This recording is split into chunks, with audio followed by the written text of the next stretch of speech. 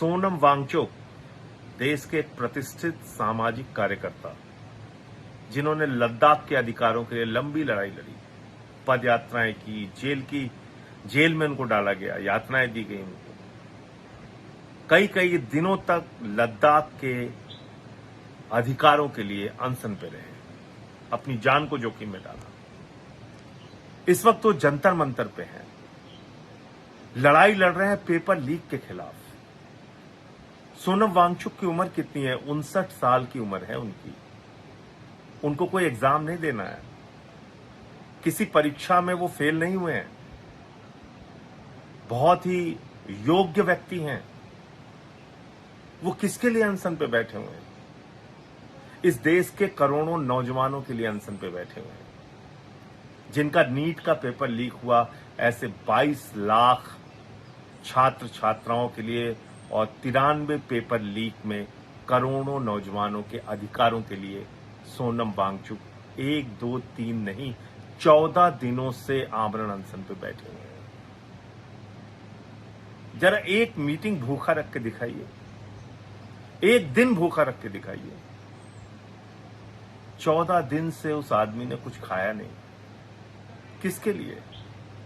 हमारे आपके लिए, हमारे आपके बच्चों के भविष्य के लिए, इस देश के लिए, इस देश के नौजवानों के लिए, कि पेपर लीक ना हो, लोग जो अपनी योग्यता के हिसाब से परीक्षा दें, उसमें उनको अंक मिले, वो पास हो, डॉक्टर बने, इंजीनियर बने, अधिकारी बने। इसलिए सोनम वांगचुक बैठे हुए हैं और उनके समर्थन में 25 और लोग बैठे हुए हैं पिछले 14 दिनों से।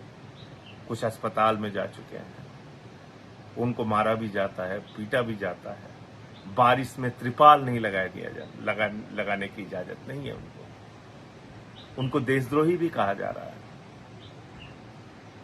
लेकिन इन सब के बावजूद जितनी बड़ी तादाद में, जितनी बड़ी संख्या में हम लोगों को जंतर मंतर पहुंचना चाहिए, उनका साथ देना चाहिए, उनके लिए आवाज उठानी चाहिए, सोशल मीडिया पे वीडियो बना के या खुद अपने इलाके में अनशन रख के, धरना करके, प्रदर्शन करके, कुछ भी करके जिस प्रकार से उनका समर्थन करना चाहिए, इस देश के लोग शायद उस तरह से उनका समर्थन नहीं कर रहे हैं।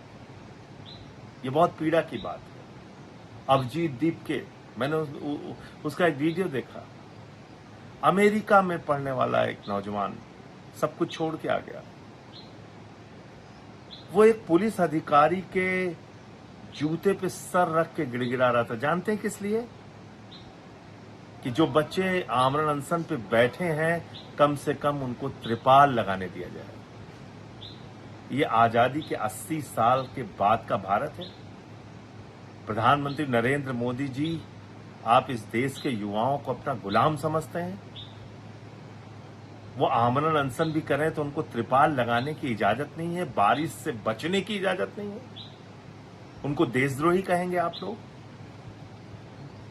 तो इसलिए मैं नौजवानों से हाथ जोड़ के अपील करता हूं, सोनम वांगचुक का साथ दीजिए। जो और लोग अनशन पे बैठे हुए हैं, जो लोग हॉस्पिटल जा चुके हैं, दानिश और बाकी और लोग भी कई हॉस्पिटल गए हैं, उन लोगों की आवाज में आवाज मिलाइए।